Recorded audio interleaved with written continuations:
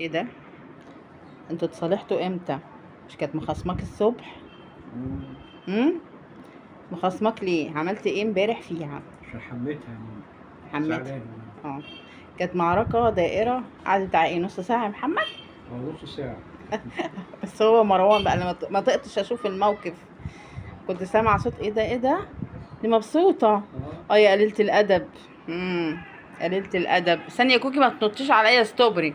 بتكلم، ما تستبري بقى عليا. ايه يا اختي؟ مش كنت مدياله ظهرك الصبح؟ ها؟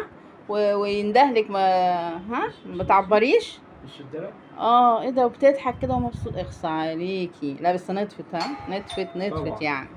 استني كده نشوف مين على الباب. امم خلاص يعني اطلع انا منها خلاص.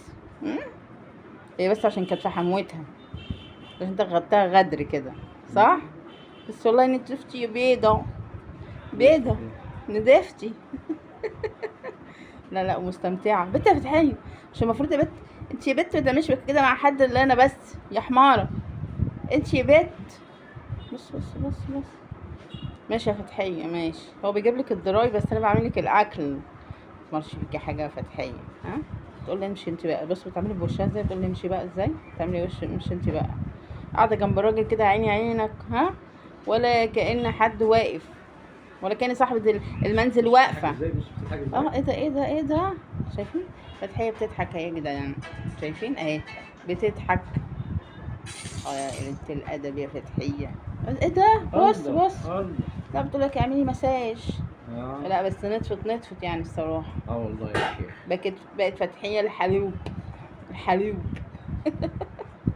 سكر. ماشي خلاص، انا همشي انا، بس كنت جاية اطمن عليكي. طلعتي مش سهلة. يلا. سلام يا فتحية.